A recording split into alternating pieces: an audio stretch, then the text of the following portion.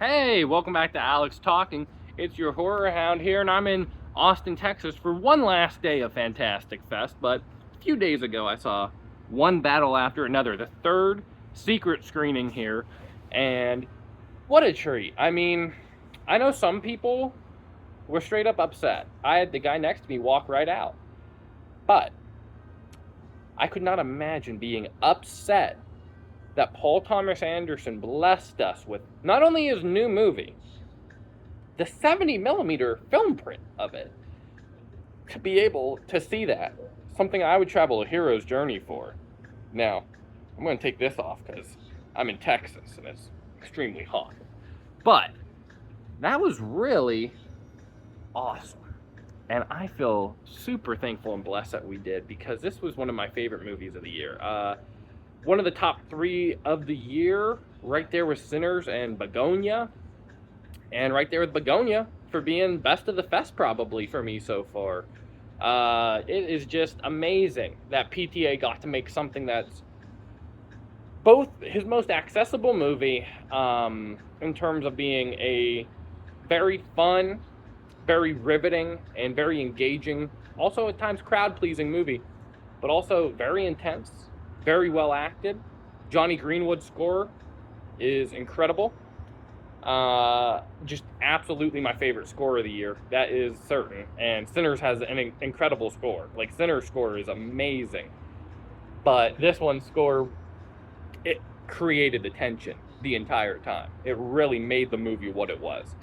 And Leo plays a stoner so well.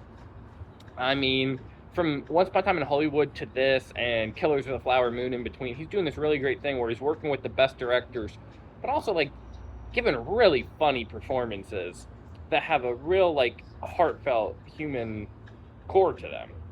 And I thought that all of the cast here, Benicio and him were fantastic playing off of each other. It was great to see Regina Hall in something like this, and Sean Penn was like doing something. He plays dark, he'll do a dark role, but this was dark, something that he hasn't gone this intense in a while, at least that I've seen.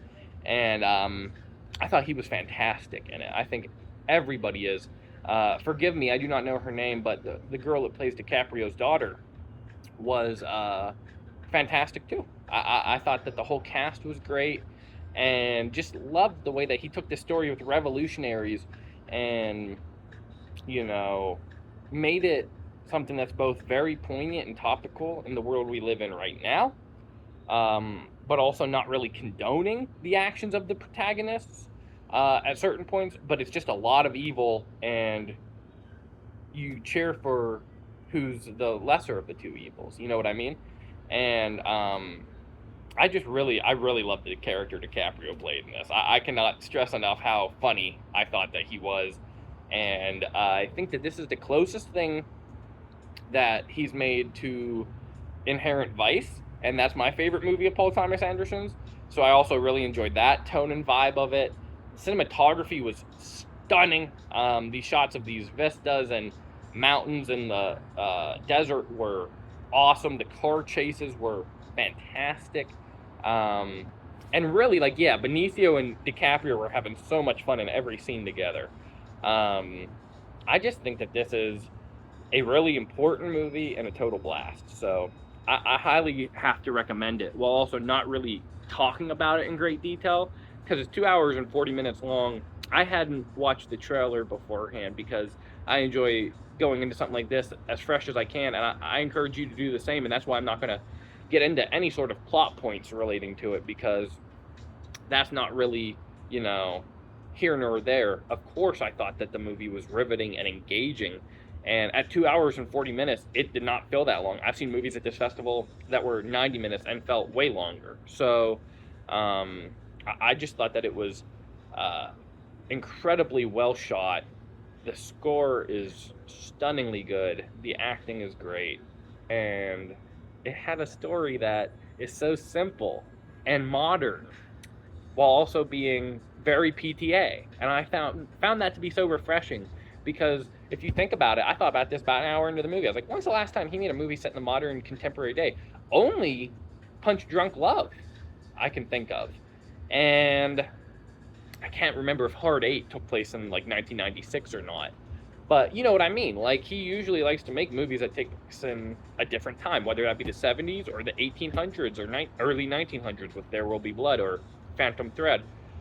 So seeing him do a movie that I think that you can go and recommend to anybody was also just really refreshing and really fun. It's right there with Licorice Pizza as being one of the best movies of the decade so far, and I could not say enough nice things about this movie. Seeing it on 70mm was an absolute treat, and I laughed out loud the entire way throughout. So let me know what you thought in the comments below. I hope you enjoy it as it comes out the day I'm uploading this. And man, what's your Paul Thomas Anderson ranking? Drop it below. Thank you for watching, and God bless. One last day of Fantastic Fest.